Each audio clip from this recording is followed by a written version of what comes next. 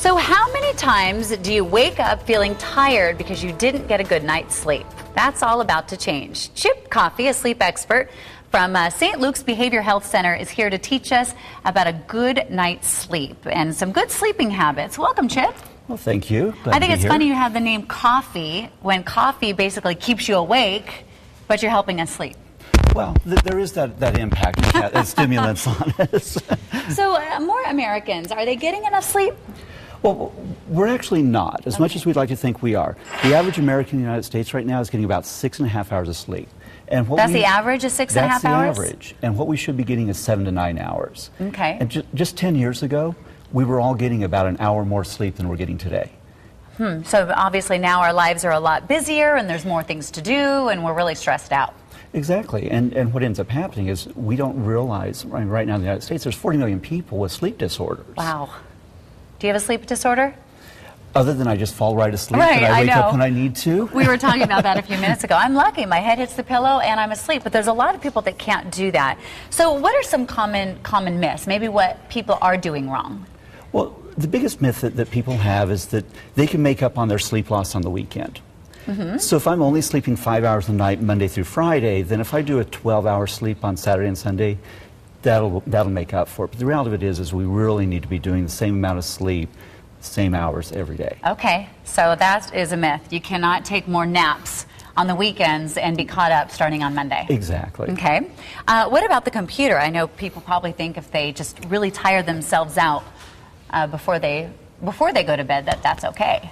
Well, and that's one of the things that we talk about a lot is that the habits we create at night around sleeping is that we started using our bed for other things as opposed to just sleeping. So part of it is the computer. We're wireless. We want to plug into the laptop. So I really tell people that bedtime is not web time. Okay. You really need to get that sleep. When do you think people should turn off the computer? Like how long before they go to bed? I would say even at least an hour. Okay. Because the computer can be pretty stimulating. And you need something a little lower key. So I switch over to having people do something like light reading or reading a novel. That's okay to do in bed?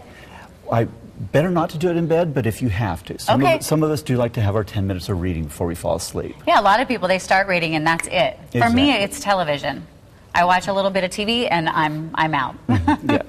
I want to sort of jump to this alarm clock. My producer was saying that this is pretty interesting about the alarm clock. Well, what it is most of us have our alarm clocks facing us on the bed, so that when we are actually all micro sleepers.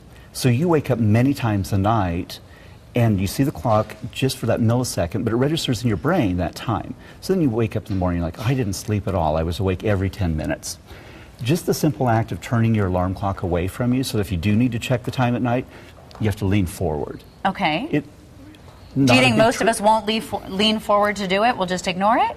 Well, what it is you're not seeing it registering on your brain every 10 minutes all night. When you turn and look, turn and look, turn and look. The other issue, and I brought the wine in with us, is that people really think that having that nightcap right before bed is going to help them sleep. Well, the reality of it is it helps you fall asleep, but the sleep you get is not good sleep. Okay. It does mess with your REM cycle. It messes with your deep sleeping. So you wake up in the morning actually feeling less refreshed. Yeah, because I think a lot of people think if I have a glass of wine, that's going to relax me, it's going to get me ready for bed, it's all good, but it's doing the reverse once we're asleep. Exactly.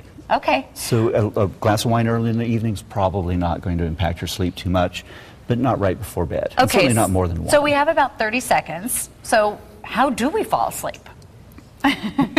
We know what not to do. What's the best thing to do? Again, having that nighttime routine where you go to bed exactly the same time every night. Okay.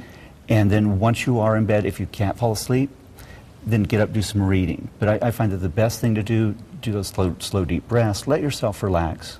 Or go see a specialist like you. And see a specialist like us if you continue to have problems, especially if it's related to mental health, substance abuse issues. There might be some other things that need treatment. Right. Thank you very much. I'd also like to know, maybe next time you come on, why does my cat wake up at the same time every night? Can you tell the time? She trained you. Oh, that's it. I bet a lot of people out there thinking the same thing. Thank you very much, Doctor.